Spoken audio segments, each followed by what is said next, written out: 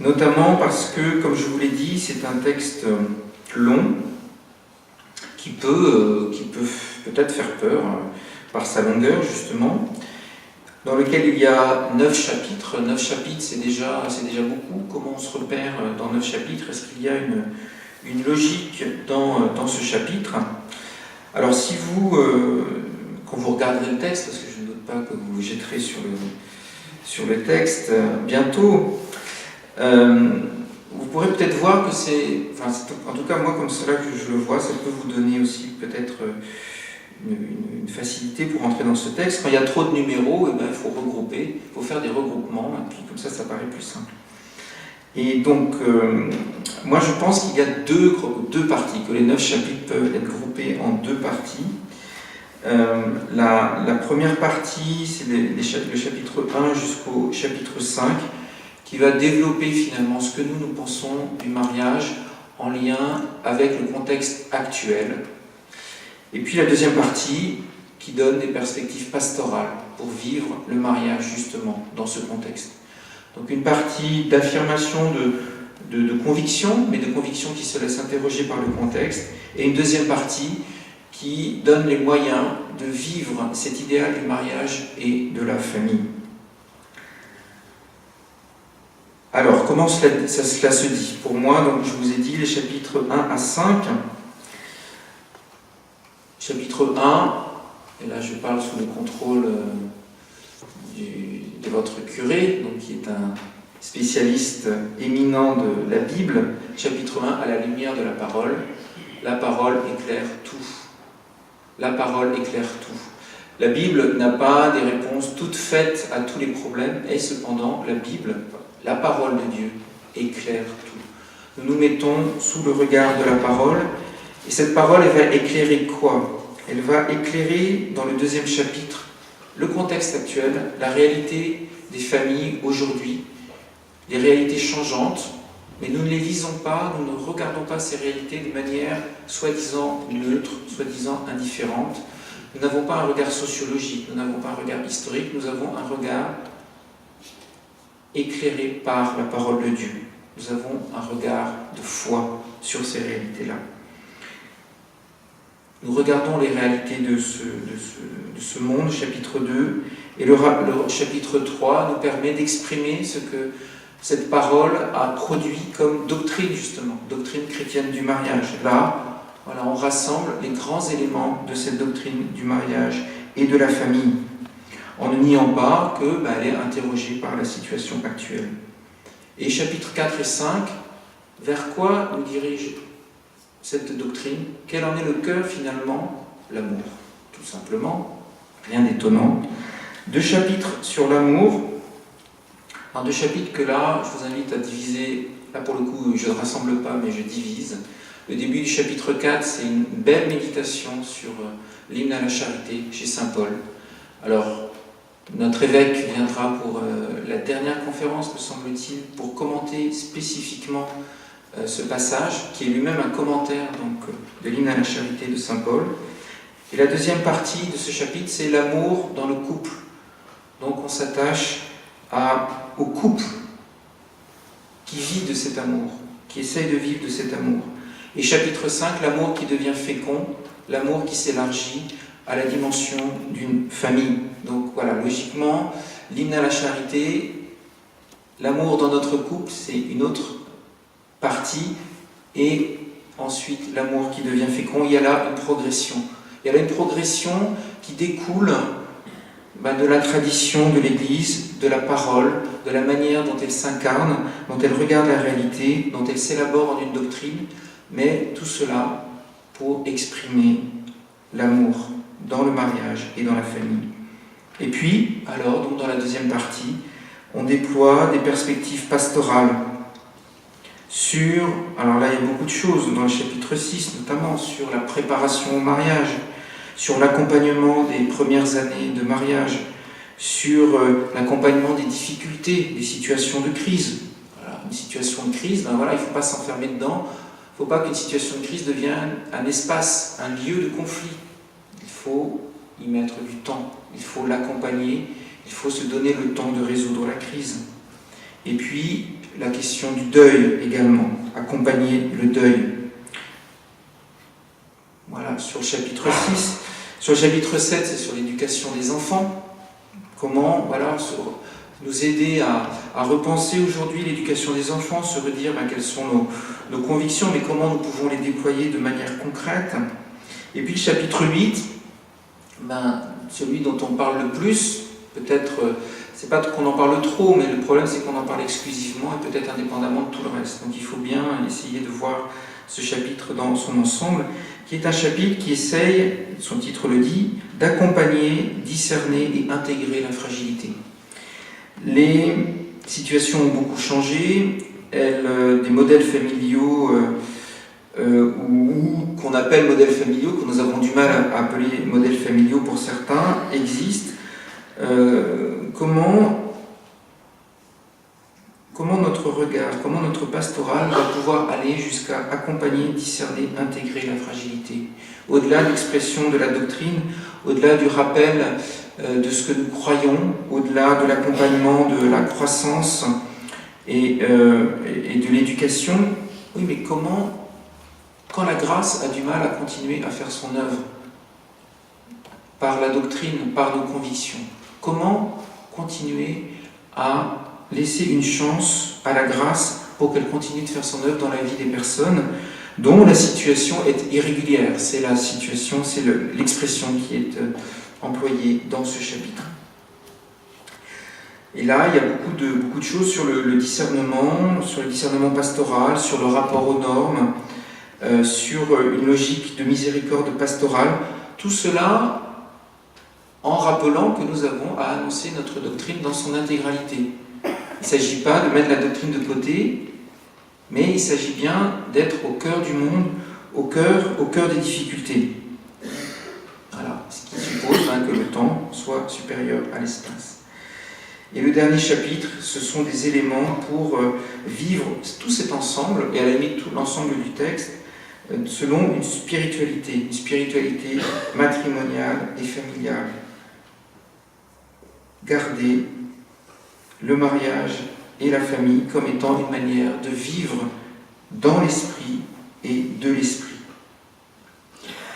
Alors je vois le temps qui s'avance. Oui, le temps est supérieur à l'espace, le temps s'avance, mais ça va, ça devrait aller quand même. Une autre manière de parler de l'ensemble du texte, voilà, j'ai regardé le dernier numéro, j'ai essayé de vous dire quelques mots du plan et comment il déploie ces 4 éléments que je vous ai dit. C'est de dire, une autre manière de dire, c'est de dire justement une tonalité de ce texte. C'est un texte qui se veut dynamique, qui se veut joyeux, la joie de l'amour. Il est parfois... c'est pas un texte, c'est pas du tout un texte complaisant. C'est pas un texte complaisant comme... j'en ai lu un extrait, c'est pas un texte complaisant pour les pasteurs qui ne sont pas des pasteurs, justement, qui se contentent non pas de dire la doctrine d'ailleurs, mais d'infliger les normes. Et c'est un texte qui n'est pas complaisant non plus avec la situation actuelle. Il parle de décadence culturelle, par exemple. Il parle du fait qu'on ne peut pas se contenter de ce qui se passe dans notre monde, et que du coup, la doctrine chrétienne garde toute sa pertinence. Mais c'est un texte qui fondamentalement invite à la joie et qui tout au long invite aussi à la conversion. Et notamment, vous trouverez, si vous... Voilà, je vous ai parlé du dernier numéro, je vous invite aussi peut-être à voir cet enchaînement qui va du numéro 35 au numéro 38, qui nous dit bien cet ensemble de choses. En tant que chrétiens, nous ne pouvons pas renoncer à proposer le mariage pour ne pas contredire la sensibilité actuelle, pour être à la mode ou par complexe d'infériorité devant l'effondrement moral et humain. On parle bien d'un effondrement moral et humain. Et donc, il ne faut pas renoncer à proposer le mariage. Cela étant, nous avons à nous convertir sur la manière dont nous proposons, au numéro 36. Nous devons être humbles et réalistes, parce que parfois, la situation elle est un peu de notre fait, de notre faute. Nous présentons notre doctrine de manière trop abstraite. nous la réduisons à un idéal trop abstrait. Nous croyons trop souvent qu'il suffit d'insister sur des questions doctrinales, bioéthiques ou morales, sans encourager l'ouverture à la grâce. Voilà. Il s'agit de quelle place laissons-nous à la grâce dans tout notre discours. Et donc nous avons à nous convertir. C'est un acte de conversion qui nous est demandé. Donc c'est un acte, le pape ici n'est pas complaisant non plus envers l'ensemble des chrétiens. Il s'agit tous ensemble de se convertir par rapport à cette doctrine du mariage. Et pour cela, peut-être le dernier numéro, le numéro 38, qui est long et qui finit ainsi, beaucoup ne sentent pas que le message de l'Église sur le mariage et la famille est un reflet clair de la prédication et des attitudes de Jésus, qui en même temps qu'il proposait un idéal exigeant, ne renonçait jamais à une proximité compatissante avec les personnes fragiles, comme la Samaritaine ou la femme adultère. Donc le renvoi, là à nouveau, à la parole, et en particulier à la prédication et aux attitudes de Jésus.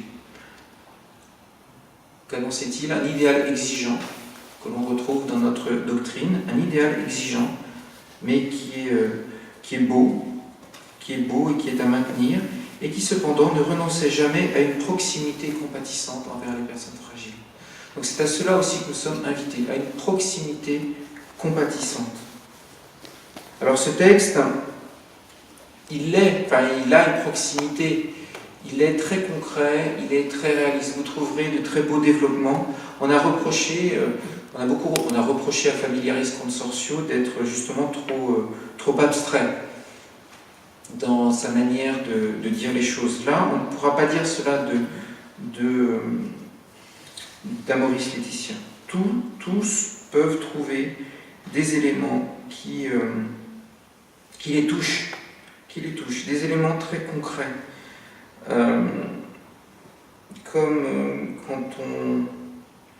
Très concret, très réaliste, très tendre aussi parfois. Par exemple, numéro 171, à toute femme enceinte, je voudrais demander affectueusement, protège ta joie, que rien ne t'enlève la joie intérieure de la maternité.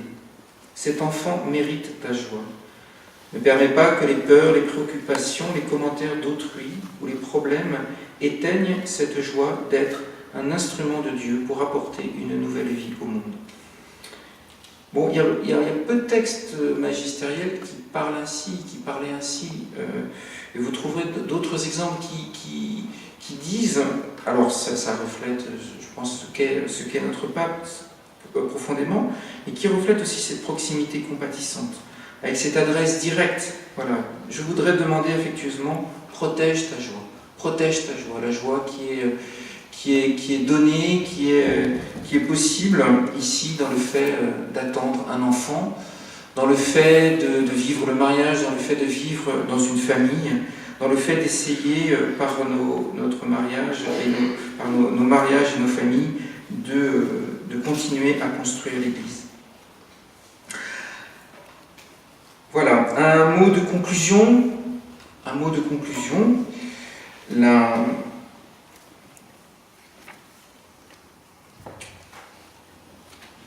Le texte est ancré dans le monde.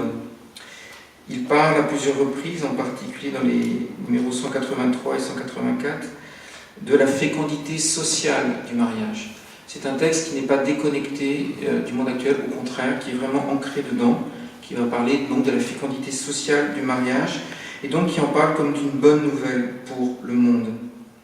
Donc, c'est un texte qui nous invite à retrouver la joie de l'amour, donc la joie du mariage et de la famille, et des différents états de vie. J'en ai pas parlé beaucoup, ils sont peut-être sous-estimés et pas suffisamment intégrés dans ce texte, mais bon, dont le cœur était de parler du mariage et de la famille.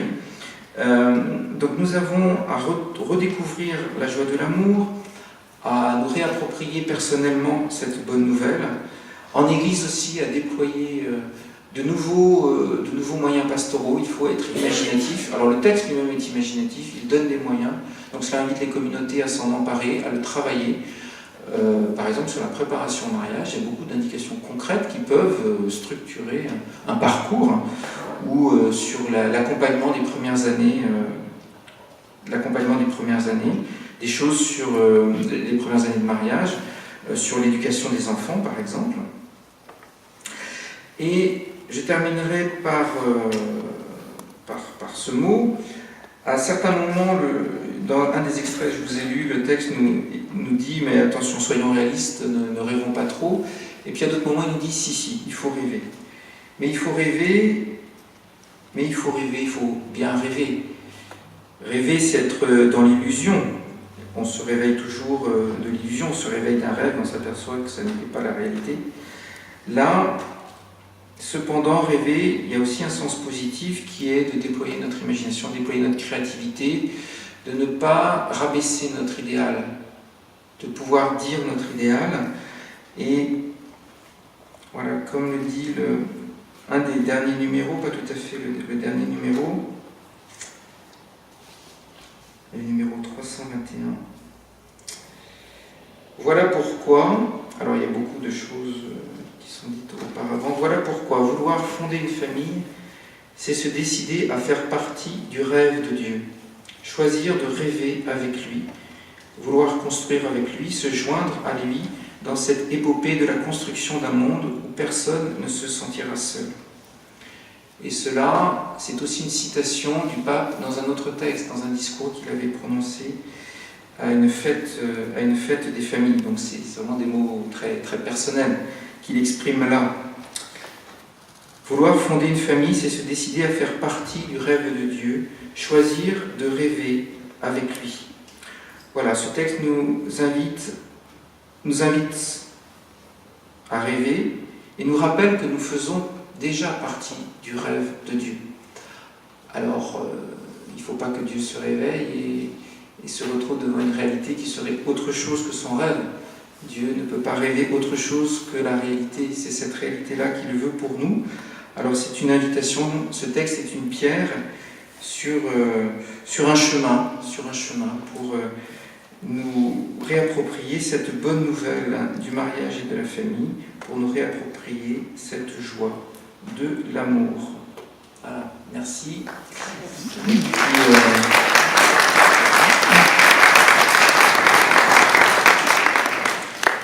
Et puis j'espère que les conférences suivantes vous aideront à entrer dans des points plus particuliers. Et voilà, avant de rentrer dans le particulier, c'est peut-être bien d'avoir une présentation un peu plus générale. Un grand merci Philippe. On imaginait bien que tu serais capable de nous introduire à cette belle lettre. Et cela est fait pour ce soir. Un grand merci à toi. Comment nous avons bien compris, en plus, en un début de carême, que la grâce, il faut lui faire une place pour que véritablement nous entrions dans un chemin de conversion. Eh bien, un grand merci de nous lancer dans ces soirées. La semaine prochaine, à 17h, toujours selon le même format, il y aura là plutôt deux jeunes couples qui viendront pour dire un petit peu justement comment leur manière de se situer un petit peu par rapport à cette lettre. Comment est-ce qu'ils essayent d'être parents aujourd'hui, comment ils vivent de ce sacrement de mariage, comment ils essayent de construire justement cette famille. Dans 15 jours, ce sera plutôt un couple de grands-parents qui viendra dire aussi justement comment ils se situent dans cette construction, dans cet accueil de la grâce, etc. Tout ce que Philippe a pu essayer de nous dire. Puis nous aurons Benoît Gosselin, qui est déjà ici d'ailleurs, que nous connaissons bien, qui est responsable du service diocésain de la pastorale familiale, et qui viendra aussi apporter sa pierre et sa réflexion sur cette lettre du pape François. Et comme l'a déjà dit Philippe, et vous le savez déjà, Monseigneur Moutel viendra au dernier dimanche, alors c'est le dimanche juste avant les rameaux, donc c'est le 5e dimanche de carême, viendra porter la conclusion de ce petit itinéraire que nous essayons de vivre. Voilà.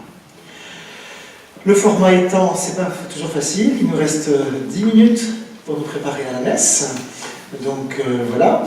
Si vous souhaitez retrouver l'intégralité de la conférence de commande de Philippe, eh bien, grâce à notre ami Vincent, qui est le mari de sa femme Audrey, eh bien, qui a enregistré la conférence de Philippe, eh bien, ce sera disponible dans les jours qui viennent. Sur le site de la paroisse. Sur le site de la paroisse. Sur le site internet de la paroisse, vous retrouverez le film de la conférence. Comme ça, si vous vous dites « Ah là, j'ai manqué à quelque chose », eh bien, vous pourrez le retrouver. Et puis, n'oubliez pas non plus que le diocèse, le service diocésain de formation, propose 3-4 rencontres qui vont permettre justement d'approfondir un petit peu ce que nous a dit Philippe sur cette lettre. Donc n'hésitez pas à vous retourner vers le service diocésain de formation qui propose, clé en main, 3-4 rencontres que vous pouvez vous-même d'ailleurs vivre et animer avec, je ne sais pas, une ancienne équipe synodale ou un groupe d'amis ou un groupe de quartier ou pourquoi pas 2-3 couples qui se connaissent. N'hésitez pas à vous retourner vers le service diocésain de formation qui saura vous donner des outils pour poursuivre le travail sur cette lettre. Voilà. J'espère que tout cela vous donne le goût de poursuivre et dès demain matin, si vous ne l'aviez déjà, de vous précipiter au Pain des Rêves, à la librairie, pour acheter ce document. Vous savez aussi que vous le trouvez facilement sur Internet. C'est pas toujours facile de lire sur Internet, on aime plus ou moins, mais vous pouvez le trouver aussi dans sa totalité sur Internet. Encore un grand merci Philippe, un immense merci d'être venu jusqu'à nous, et en plus dans l'église de ton baptême. Bonne soirée, un grand merci. Pour ceux qui restent à la messe, c'est le Père Philippe qui célèbre la messe et qui donnera l'homélie.